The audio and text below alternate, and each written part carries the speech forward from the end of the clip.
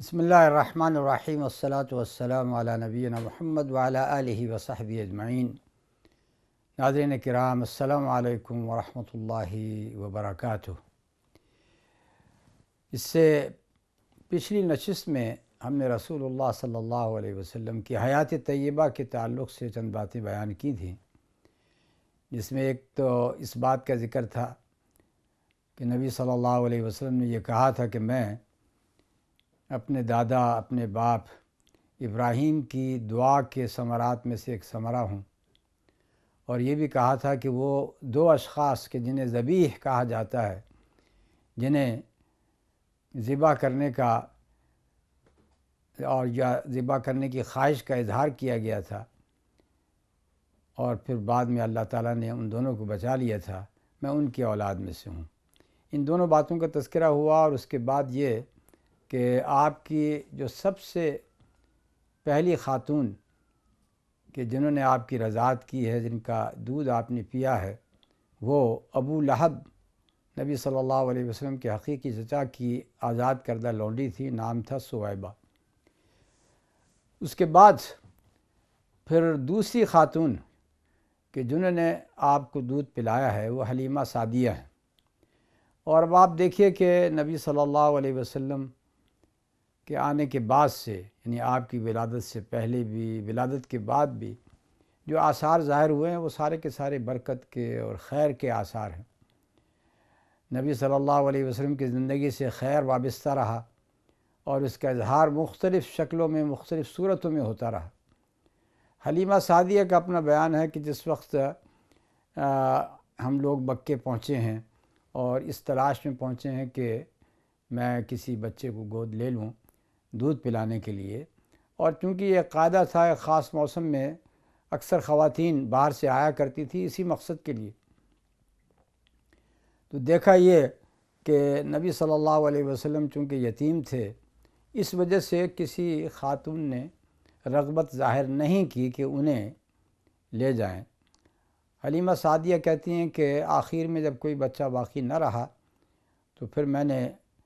نبی صلی اللہ علیہ وسلم کا قصد کیا، اور اس طریقے سے ہمارے رسول محمد صلی اللہ علیہ وسلم حلیمہ سعدیہ کی گود میں آئے۔ اب دیکھیے کہ سب سے پہلے خیر و برکت کا مظہر کیا تھا، نشانی اس کی کیا ہوئی۔ وہ کہتی ہیں کہ وہ اونٹنی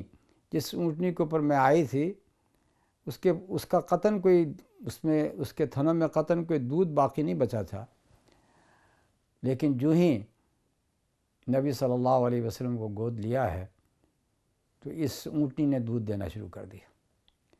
اور اس کے بعد جب ہم واپس پلٹے ہیں تو یہی اونٹنی جو کہ بالکل پیچھے رہ جایا کرتی تھی باقی اونٹوں کے مقابلے میں، یہ سب سے آگے آگے دوڑ رہے تھے۔ تو اللہ تعالیٰ نے آپ کی برکت کے اثرات آپ کی شروع زندگی سے آپ کے ساتھ وابستہ کر دیے۔ پہلے 2 سال حلیمہ سعدیہ کے ہاں، اور اسی میں یہ واقعہ پیش آیا ہے۔ پہلے 2 سال کے بعد تو وہ لے کر آئیں مکے، اور پھر رسول اللہ صلی اللہ علیہ وسلم کی والدہ سے آمنہ بنت وہب ان سے درخواست کی کہ ہمیں اس بچے کو ہمارے پاس رہنے دیا جائے۔ وہ اس لیے کہ انہوں نے جتنی آپ کے ساتھ نشانیاں دیکھی تھیں اور خیر و برکت دیکھی تھی، اس کی وجہ سے ان کا جی نہیں چاہتا تھا کہ انہیں چھوڑ دیں۔ کہا کہ آپ ہمیں اور دے دیں، اور تھوڑی سی مدت کے لیے دے دیں۔ تو چنانچہ 2 سال کے بعد پھر انہیں مزید مدت مل گئی، ان کو واپس وہ لے آئیں۔ اور جو اگلے 2 سال ہیں اس میں وہ مشہور واقعہ پیش آیا ہے شق صدر کا، کہ فرشتہ آیا اور انہوں نے آپ کے سینے کو چاک کیا، دل کو نکالا، اور اس کے بعد اسے زمزم کے پانی سے دھویا، اور اس کے بعد پھر اسے واپس سینے کے اندر دل کی جگہ پر رکھ دیا، اور اس کے بعد پھر اس سینے کو ڈھانپ دیا، سی دیا۔ تو یہ سارا کا سارا واقعہ پیش آیا تھا کہ جس واقعے کو دیکھ کر پھر حلیمہ سعدیہ نے یہ سوچا کہ نبی صلی اللہ علیہ وسلم کے اوپر کوئی اس قسم کی بات دوبارہ نہ آ جائے۔ وہ تو ڈر گئیں کہ یہ کیا واقعہ ہوا، یہ واقعہ خود انہوں نے تو نہیں دیکھا لیکن انہیں بتایا گیا۔ تو چنانچہ وہ نبی صلی اللہ علیہ وسلم کو واپس لے آئیں، اور اس طریقے سے تقریباً جس وقت آپ کی عمر 4 سال کے قریب تھی تو آپ واپس مکے آ گئے اور اپنی ماں کی گود میں آ گئے۔ اب آپ دیکھیے کہ ان کی والدہ آمنہ بنت وہب، ان کا تعلق یثرب سے ہے، وہ یثرب کے جسے بعد میں مدینہ کہا گیا، مدینۃ النبی کہا گیا۔ تو ان کا یہ خیال ہوا کہ میں وہاں پر جاؤں، اپنے رشتہ داروں سے ملوں، تو اس نیت کے ساتھ پھر وہ یثرب گئیں اور رشتہ داروں سے ان کی ملاقات ہوئی۔ لیکن واپسی کے سفر میں ایک جگہ ہے ابوا، جہاں پر وہ بیمار ہوئیں اور ان کا انتقال ہو گیا۔ اس وقت وہ 6 سال کے ہو چکے تھے، اور اس کے بعد پھر عبد المطلب نے انہیں اپنی کفالت کے اندر لے لیا، اور اس کفالت کے اندر وہ 2 سال مزید رہے ہیں۔ 8 سال کی آپ کی عمر تھی جب کہ عبد المطلب کا انتقال ہوا ہے، اور انتقال سے پہلے انہوں نے ابو طالب جو کہ رسول اللہ صلی اللہ علیہ وسلم کے حقیقی چچا ہیں، ان کی کفالت میں آپ کو دے دیا۔ 12 سال کی عمر میں ابو طالب کے ساتھ رسول اللہ صلی اللہ علیہ وسلم کا شام کا سفر پیش آیا ہے، اور یہاں پر وہ مشہور واقعہ جو کہ اکثر لوگ جانتے ہیں کہ شام کے سفر میں ایک جگہ پر جسے بصرہ کہا جاتا ہے، وہاں پر ایک عیسائی منک سے ملاقات ہوئی، ایک عیسائی راہب سے ملاقات ہوئی جسے بحیرہ کہا جاتا ہے۔ اب اس واقعے کی بہت ساری تفصیلات ہیں، لیکن جو سب سے زیادہ وثوق سے بات بیان کی جاتی ہے وہ یہ کہ جس وقت ابو طالب کا قافلہ اور اس میں نبی صلی اللہ علیہ وسلم موجود ہیں، اس جگہ پر پہنچا، عام طور پر راستے کے اندر پڑاؤ کیا کرتے ہیں آرام کے لیے، تو انہوں نے پڑاؤ کیا ہوگا، اور ساتھ ہی اس کا گرجا بھی تھا۔ بحیرہ راہب ان کے قافلے کے اندر آتا ہے، تمام لوگوں کو دیکھتا ہے، اور اس کے بعد اس کی آنکھیں نبی صلی اللہ علیہ وسلم کے اوپر ٹک جاتی ہیں، اور پھر اس نے یہ الفاظ کہے کہ یہ تو سید العالمین ہے، یہ تو رسول رب العالمین ہے، یہ تو رحمت للعالمین ہے۔ اس نے یہ 3 صفات نبی صلی اللہ علیہ وسلم کی وہاں پہ گنوائیں، اور اس نے یہ بھی دیکھا کہ جہاں کہیں بھی نبی صلی اللہ علیہ وسلم جہاں کہیں کا بھی قصد کرتے ہیں، تو چاہے وہ حجر ہو یا شجر ہو، درخت ہو، درخت کی ٹہنیاں ہوں، پتھر ہوں، سبھی نبی صلی اللہ علیہ وسلم کے سامنے جھکے جھکے نظر آتے ہیں۔ درخت کی ڈالیاں آپ کے سامنے جھک جاتی ہیں، اور اسی سے اس نے یہ اندازہ لگایا کہ یہ وہ بابرکت ہستی ہے جس کا تذکرہ اس نے اپنی کتابوں کے اندر پڑھا ہے، اور پھر اس نے یہی الفاظ ابو طالب کے سامنے کہے۔ تو یہ ایک بہت بڑی نشانی تھی جو کہ نبی صلی اللہ علیہ وسلم کے حق کے اندر ظاہر ہوئے۔ اس وقت آپ کی عمر 12 سال تھی۔ 20 سال کی عمر میں پھر ایک اور واقعہ پیش آیا ہے۔ 20 سال آپ کی عمر ہوئی تو اس وقت عربوں کے اندر ایک بہت بڑی لڑائی ہوئی۔ ایک طرف یعنی قریش کے لوگ ہیں، دوسری طرف قیس بنی عیلان ہیں، ان دونوں کے درمیان حرمت والے مہینے کے اندر لڑائی ہوتی ہے۔ اسی وجہ سے اسے حرب الفجار کہا جاتا ہے۔ فجار، فجور یعنی گناہ کی بات، وہ جنگ جس کی بنیاد ہی گناہ کے اوپر تھی۔ تو یہ جنگ قریش اور اس قبیلے کے درمیان جو قیس بنی عیلان ہے اس کے اندر ہوئی ہے، اور اس کے بعد پھر جنگ کے نتائج میں سے یہ بات نکلی، یعنی ایک خیر کی بات نکلی کہ ایک عہد و پیمان کیا گیا جسے حلف الفضول کہا جاتا ہے۔ اور حلف الفضول یہ کیا عہد و پیمان تھا؟ وہ یہ تھا کہ مکے میں اگر کوئی بھی حاجی آئے گا یا کوئی بھی زائر آئے گا تو اگر اس کے اوپر ظلم کیا جائے، اس کے اوپر کوئی زیادتی کی جائے، اس کا مال چھین لیا جائے، تو جن لوگوں نے اس حلف کے اندر، اس معاہدے کے اندر حصہ لیا ہے وہ اس کی مدد کریں گے۔ اور اس کا سبب بھی یہی ہوا کہ ایک شخص یمن کا ایک علاقہ ہے زبید، وہاں سے آیا، وہاں کا تاجر تھا، اور مکے کے سرداروں میں سے، وجہائے قریش میں سے عاص بن وائل نے اس کا سامان خریدا، لیکن اس کے بعد پھر پیسے دینے سے انکار کر دیا۔ اب وہ شخص بہت رویا پیٹا کہ میری تو ساری کی ساری محنت اکارت چلی گئی، تو وہ اپنا پیسہ مانگ رہا ہے اور وہ شخص پیسہ نہیں دے رہا ہے۔ تو ایسے موقع پر عبد المطلب ہی کے بیٹوں میں سے ایک بیٹے زبیر وہ اٹھے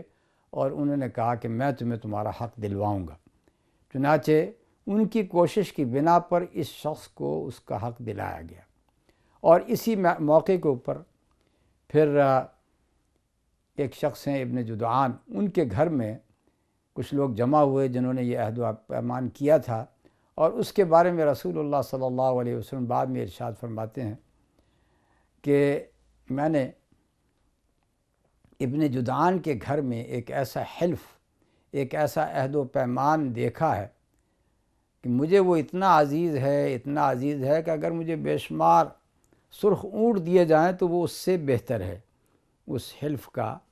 مشاہدہ کرنا یا اس حلف کے اندر شریک ہونا۔ اور اگر ایسے ہی کسی حلف کی طرف مجھے بلایا جائے تو میں یقیناً اس پر لبیک کہوں گا۔ اب یہاں پر ایک اور بات کا بھی ہم ذکر کر دیں کہ ایک حدیث میں آیا لا حلف فی الاسلام، کہ عہد و پیمان نہیں ہے اسلام میں۔ اس سے مراد ہے جاہلیت کے وہ عہد و پیمان کہ جس کے اندر کسی غلط بات کے اوپر، کسی ناجائز بات کے اوپر آپس میں معاہدہ کیا گیا ہو۔ تو یہ اس حدیث کا مطلب ہے، جس کا یہ مطلب نہ لیا جائے کہ سرے سے کوئی بھی عہد و پیمان مسلمانوں کے اندر نہیں کیا جا سکتا۔ نہیں، اچھی بات کے اوپر انسان یقیناً کسی کے ساتھ کوئی بھی معاہدہ کر سکتا ہے، تو اس میں کوئی حرج نہیں ہے۔ اب پھر وہ واقعہ ہے جب کہ آپ کی عمر 25 سال کی ہو چکی تھی، اور پھر مکے کی ایک متمول خاتون خدیجہ بنت خویلد، جو کہ تجارت کے اوپر اپنا مال لگایا کرتی تھیں، اور انہوں نے نبی صلی اللہ علیہ وسلم کی امانت کو، آپ کی دیانت کو دیکھ کر اپنا مال آپ کے سپرد کیا کہ آپ میری تجارت کے لیے شام جائیں۔ اور وہاں بھی یہی قاعدہ تھا کہ جو شخص کسی کو مال دیتا اور دوسرا شخص اس مال کے اندر تجارت کرتا تو دونوں کے اندر ایک نسبت طے ہو جاتی کہ کتنا نفع اس شخص کو ملے گا جو کہ اس مال کے اندر تجارت کر رہا ہے۔ یعنی ایک شخص کا صرف مال ہے، اس کا کوئی کام نہیں ہے اس میں، اور دوسرا شخص اسی مال کو لے کے جاتا ہے، چیزیں خریدتا ہے، بیچتا ہے، پھر جو کچھ بھی نفع ہوگا تو جو بھی نسبت طے ہوگی، چاہے وہ نسبت نصف کی ہو کہ نصف منافع تمہیں ملے گا، نصف مجھے ملے گا، یا اس سے زائد ہو کہ مجھے 60% ملے گا اور کام کرنے والے کو 40% ملے گا، جو بھی نسبت طے ہو جائے اس کے مطابق دونوں میں منافع تقسیم ہوگا۔ اور اگر نقصان ہوگا تو ظاہر ہے کہ اس آدمی کی جتنی بھی محنت تھی وہ اکارت گئی، اور دوسری طرف جس کا مال تھا اس کے مال کے اندر اسے خسارہ ہو گیا۔ تو اسے مضاربت کہا جاتا ہے، دوسرا نام اس کا قراض ہے۔ قراض یا مضاربت یہ بھی ایک سیل تھی، ایک ٹرانزیکشن تھی جو کہ جاہلیت کے اندر معروف تھی، اور اسلام نے اسے باقی رکھا۔ اور یہی مضاربت کی شکل ہے جو کہ اگر اس قسم کی تجارت ہو کہ جس میں ایک شخص کا مال ہو اور اس کی محنت نہ ہو، اور دوسرے شخص کی محنت ہو، تو ایسا کرنا جائز ہے، لیکن اس میں نسبت پہلے سے طے کر لینی چاہیے۔ اگر نسبت پہلے سے طے ہو گئی ہے تو اس کے حساب سے منافع تقسیم کیا جائے گا۔ حضرت خدیجہ نے نبی صلی اللہ علیہ وسلم جب آپ واپس آئے ہیں اور پھر آپ نے یہ دیکھا کہ آپ کتنے امانت دار شخص ہیں، کتنے دیانت دار ہیں، تو اس وجہ سے آپ کی ان خوبیوں کی بنا پر حضرت خدیجہ نے نبی صلی اللہ علیہ وسلم سے نکاح کے لیے، آپ سے شادی کے لیے رغبت کا اظہار کیا ہے، اور اس کے بعد پھر حضرت خدیجہ کی طرف سے ان کے اقرباء نے اس نکاح کا اہتمام کیا، اور آپ کی شادی خدیجہ بنت خویلد سے ہو جاتی ہے۔ نبی صلی اللہ علیہ وسلم کی عمر اس وقت 25 سال تھی، حضرت خدیجہ کی 40 سال تھی۔ اور اس سے بھی یہ بات ظاہر ہوتی ہے، بلکہ یہ عقدہ بھی کھل جاتا ہے کہ اگر عمروں کے اندر تفاوت ہو، یعنی دولہا اور دلہن کی عمر کے اندر کافی فرق ہو، تو بعض لوگ اس کے اوپر اعتراض کر دیتے ہیں اور اس کو معیوب سمجھتے ہیں۔ لیکن جب آپ یہ دیکھتے ہیں کہ نبی صلی اللہ علیہ وسلم کی پہلی شادی کہ جن سے آپ کی ساری اولادیں ہوئی ہیں، آپ دونوں کی عمروں میں 15 سال کا تفاوت تھا۔ آپ کی عمر 25 سال، حضرت خدیجہ کی 40 سال، 15 سال کا تفاوت تھا، اور اس کے باوجود یہ شادی ہوئی اور بڑی بابرکت شادی تھی۔ تو اس وجہ سے یہ اعتراض نہیں کرنا چاہیے۔ البتہ یہ ہے کہ جس وقت بھی کسی بھی لڑکی کی شادی ہوتی ہے تو اس کے اولیاء سے مراد ہیں اس کا اپنا باپ، اور اگر باپ نہ ہو تو اس کا چچا، دادا، اسی طریقے سے اس کے بھائی، یہ سارے کے سارے اس کے اولیاء ہیں، ولی ہیں۔ وہ رشتے کے اندر مناسبت کو دیکھیں کہ یہ رشتہ مناسب ہے یا نہیں۔ اگر یہ رشتہ مناسب ہو اور یہ دونوں حضرات سمجھیں، یہ سارے کے سارے اولیاء سمجھیں کہ یہ رشتہ بابرکت رہے گا، مناسب رہے گا، اور پھر لڑکی کی پسند بھی اس میں شامل ہو، تو پھر اس پہ صرف اس بنیاد پہ انکار نہیں کرنا چاہیے کہ ان دونوں کی عمروں کے اندر بہت بڑا فرق پایا جاتا ہے۔ جو اصل بات دیکھنے کی ہے وہ انسان کی اپنی صفات ہیں، جیسے کہ نبی صلی اللہ علیہ وسلم کی شادی کے موقع کے اوپر حضرت خدیجہ نے صرف اسی بات کو دیکھا کہ آپ بڑے امانت دار ہیں، دیانت دار ہیں، نیک ہیں، اور انہی خصال کی بنا پر آپ سے شادی کا اظہار کیا۔ جیسے کہ میں نے کہا کہ نبی صلی اللہ علیہ وسلم کی ساری اولادیں، آپ کی 4 بیٹیاں، جیسے کہ آپ سب حضرات جانتے ہیں، حضرت زینب اور رقیہ، حضرت رقیہ، ام کلثوم، فاطمہ رضی اللہ تعالی عنہن جمیعاً، یہ چاروں کی چاروں بیٹیاں، یہ اور سب سے پہلا بیٹا القاسم، کہ جس کے نام سے آپ کی کنیت ہے ابو القاسم، اور اسی طریقے سے آپ کا دوسرا بیٹا جس کا نام ہے عبداللہ اور جس کا لقب ہے طاہر اور طیب۔ یہ 6 اولاد ہوئیں، یہ ساری کی ساری حضرت خدیجہ سے ہوئیں۔ بیٹیاں آپ کی زندگی میں 3 بیٹیاں آپ کی زندگی میں فوت ہو گئیں۔ حضرت فاطمہ نبی صلی اللہ علیہ وسلم کی وفات کے 6 مہینے کے بعد ان کی وفات ہوئی ہے، اور جہاں تک دونوں بیٹوں کا تعلق ہے وہ بالکل کم سنی کے اندر ان کی وفات ہو گئی تھی۔ تو نبی صلی اللہ علیہ وسلم کی اس طریقے سے 25 سال کی عمر میں شادی ہوئی ہے۔ 35 سال کی عمر میں پھر وہ مشہور واقعہ پیش آیا ہے کہ سیلاب کی بنا پہ مکے میں سیلاب آیا، جس کی وجہ سے کعبے کی بنیادیں، کعبے کی عمارت ساری کی ساری مسمار ہو گئی۔ تو اس وقت اہل مکہ نے، قریش نے یہ کہا کہ ہم بیت اللہ کی دوبارہ تعمیر کریں گے، اور اس عہد کے ساتھ کہا کہ ہم بیت اللہ کی تعمیر میں ہماری اپنی حلال اور طیب روزی شامل ہوگی۔ اس میں کوئی ایسا پیسہ جسے وہ بھی حرام سمجھتے تھے اس زمانے میں، سود کو بھی حرام سمجھتے تھے، اور اسی طریقے سے کسی فاحشہ عورت، اس کی کمائی جسے مہر البغی کہا جاتا ہے، اسے بھی حرام سمجھتے تھے۔ تو انہوں نے یہ کہا کہ اس بیت اللہ کی اثر نو تعمیر میں قطعاً کوئی حرام کمائی استعمال نہیں ہوگی۔ اب آپ کہہ سکتے ہیں کہ جاہلیت کے اندر بھی ان لوگوں کے اندر یہ روح موجود تھی کہ یہ اللہ کا گھر ہے، اسے پاک اور صاف مال سے اس کی تعمیر ہونی چاہیے۔ اور یہاں پر میں اس بات کا تذکرہ کرتا چلوں کہ ہمارے سامنے اس قسم کی درخواستیں آئی ہیں، اور میرا اشارہ ہے یورپین کونسل آف فتویٰ اینڈ ریسرچ۔ یہ ایک کونسل ہے جو کہ یورپ کے اندر قائم ہے،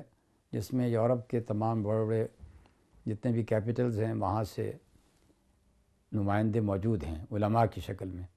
اور یورپ کے جو مسائل ہیں ان کے اوپر وہ بحث کیا کرتے ہیں۔ سالانہ ان کا اجلاس ہوتا ہے۔ تو اس میں یہ مسئلہ بہت پہلے پیش آیا تھا، سویڈن سے، ناروے سے کسی نے یہ سوال کیا تھا کہ ہمارے پاس تو اتنے پیسے نہیں ہیں کہ ہم مسجد بنا سکیں، تو کیا ہم بینک سے سودی قرضہ لے کر مسجد کی تعمیر کر سکتے ہیں۔ کچھ حضرات کی رائے یہ بھی تھے کہ مسجد کا بنانا ایک بہت اچھا فعل ہے، ایک بہت بڑی ضرورت ہے، اور اس وجہ سے اگر لوگوں کے پاس خود اتنا پیسہ نہیں ہے تو پھر وہ پیسہ لے سکتے ہیں اور اس سے مسجد بنا سکتے ہیں۔ تو اس وقت یہی بات میرے ذہن میں بھی آئی تھی اور میں نے اسے پیش بھی کر دیا تھا کہ دیکھیے، اہل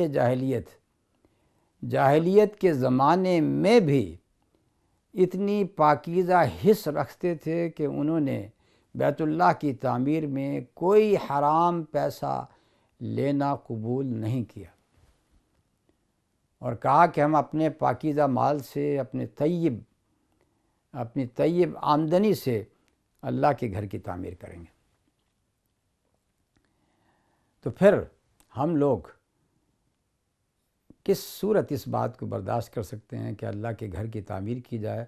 اور اس میں سودی پیسہ شامل ہو یا اس کے اندر حرام کمائی شامل ہو؟ اصل تو مقصود یہ ہے کہ آپ کہیں کسی جگہ پر نماز پڑھیں، تو اگر آپ کے پاس اتنی استطاعت نہیں کہ آپ اپنی مسجد تعمیر کر سکیں تو کرائے کی جگہ لے کر آپ نماز پڑھ سکتے ہیں، یا اسی طریقے سے اگر آپ ایک سادہ سی مسجد بنا سکتے ہیں تو سادہ سی مسجد بنا لیں۔ لیکن یہ کہ مسجد میں آپ نے بہت بڑی بنانی ہے، بڑے گنبد کے ساتھ اور مینار کے ساتھ بنانی ہے اور اعلیٰ سٹینڈرڈ کے ساتھ بنانی ہے، پیسہ آپ کے پاس ہے نہیں، اور پھر آپ کہتے ہیں کہ ہم سودی قرضہ لے کر اس مسجد کو بنائیں، تو یہ چیز قطعاً قابل قبول نہیں ہے۔ اب ہم اسی واقعے کی طرف آتے ہیں کہ ان لوگوں نے مسجد کی تعمیر کی۔ اب دیکھیے کہ چونکہ ان کے پاس کافی پیسہ نہیں تھا، اسی وجہ سے بیت اللہ کی پوری تعمیر نہیں کر سکے، کچھ حصہ باقی رہ گیا۔ تقریباً آپ کہہ سکتے ہیں کہ 6 میٹر کے قریب حصہ کعبے کا باقی رہ گیا جس کے اوپر تعمیر نہیں ہو سکی، جسے حتیم کہا جاتا ہے۔ آج بھی آپ اسے دیکھ سکتے ہیں کہ وہ حصہ جو کہ کعبے سے باہر ہے، لیکن اس کے اوپر ایک دیوار کھڑی کر دی گئی ہے، ایک گولائی کے اندر ایک دیوار موجود ہے کہ جس سے یہ بتایا جا رہا ہے کہ یہ حصہ بھی کعبے ہی کا حصہ ہے۔ اس وجہ سے چونکہ لوگ کعبے کے اندر تو داخل نہیں ہو سکتے، تو اس حصے کے اندر حتیم والے حصے میں نماز پڑھ لیتے ہیں، اور ان کی نماز ایسے ہی ہے جیسے کہ کعبے کے اندر پڑھی جا رہی۔ تو انہوں نے اس بیت اللہ کی دوبارہ تعمیر کی اور اسے قواعد ابراہیم کے اوپر دوبارہ اٹھایا۔ تقریباً 15 میٹر اس کی اونچائی ہے۔ اسی طریقے سے انہوں نے حجر اسود کو، یعنی حجر اسود جس کونے پر ہے، اب دیکھیں نا کہ بیت اللہ کے 4 کونے بنتے ہیں، تو جس کونے میں حجر اسود ہے اسے حجر اسود والا کونا کہا جاتا ہے، اور اس کے مقابلے میں جس کونے کا رخ یمن کی طرف ہے اسے رکن یمانی کہا جاتا ہے، اور باقی جو 2 ارکان ہیں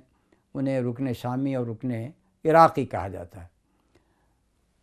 جہاں تک بیت اللہ کے دروازے کے تعلق ہے تو ان لوگوں نے اپنی ثواب دید پر تقریباً 2 میٹر اونچا رکھا ہے بیت اللہ کا دروازہ، اور اس سے مقصد ان کا یہی تھا کہ ہر کس و ناکس اس کے اندر داخل نہ ہو سکے، صرف جن کو وہ چاہیں داخل کریں، جن کو وہ نہ چاہیں قریش والے وہ داخل نہ ہو سکیں۔ اب وہ مسئلہ ہے جس مسئلے کی طرف میں اشارہ کرنا چاہ رہا تھا، وہ یہ کہ حجر اسود کو جب اس کی جگہ پر رکھنے کا وقت پیش آیا تو اس وقت ان لوگوں کے اندر اس بات کا داعیہ پیدا ہوا کہ کیوں نہ ہر قبیلے کو یا کسی ایک قبیلے کو اس کا شرف حاصل ہو کہ وہ حجر اسود کو اس کی جگہ پر رکھ دے۔ اب ظاہر ہے کہ بے شمار قبیلے ہیں، قریش کی بے شمار شاخیں ہیں، ہر ایک شخص یہ چاہ رہا ہے کہ مجھے یہ شرف حاصل ہو، اس وجہ سے یہ بھی ایک نزاعی صورت پیدا ہو گئی، اور جب یہ نزاعی صورت پیدا ہو گئی تو اس کے بعد پھر ایک شخص نے، ابو امیہ بن المغیرہ المخزومی، اس نے یہ رائے پیش کی کہ اچھا یوں کر لیتے ہیں کہ اگلے دن جو دن آنے والا ہے، جو شخص سب سے پہلے کعبے کے اندر داخل ہوگا وہ ہمارے درمیان فیصلہ کرے گا۔ اب دیکھیے اللہ تعالیٰ چاہ رہے تھے کہ نبی صلی اللہ علیہ وسلم کا مقام بلند ہوتا چلا جائے، چنانچہ اگلے دن سب سے پہلے شخص جو کعبے کے اندر داخل ہوئے ہیں، اس جگہ پر آئے ہیں، وہ رسول اللہ صلی اللہ علیہ وسلم تھے۔ اور رسول اللہ صلی اللہ علیہ وسلم نے پھر یہ فیصلہ دیا کہ آپ لوگ ایک چادر لائیں، اس چادر کے اوپر آپ نے حجر اسود کو رکھا، اور پھر ان تمام قبائل کے جتنے بھی مندوبین تھے ان سے کہا کہ ہر قبیلے کا نمائندہ اس چادر کو ایک طرف سے پکڑ لے۔ چنانچہ چہار اطراف سے ہر طرف سے لوگوں نے اس کو اٹھایا، اور جب حجر اسود کو اس کی جگہ کے قریب لے آئے تو نبی صلی اللہ علیہ وسلم نے اپنے ہاتھوں سے حجر اسود کو اس کی جگہ پر رکھ دیا، اور اس طریقے سے اس نزاع کا خاتمہ ہوا۔ اور یہ خود نبی صلی اللہ علیہ وسلم کی بصیرت کی بنا پر اور آپ کے اس پر حکمت فیصلے کی بنا پر ہوا۔ آج کی نشست کا یہیں پر اختتام ہوتا ہے۔ وصلی اللہ تعالی علی نبینا محمد وعلی آلہ وصحبہ اجمعین۔ السلام علیکم ورحمۃ اللہ وبرکاتہ۔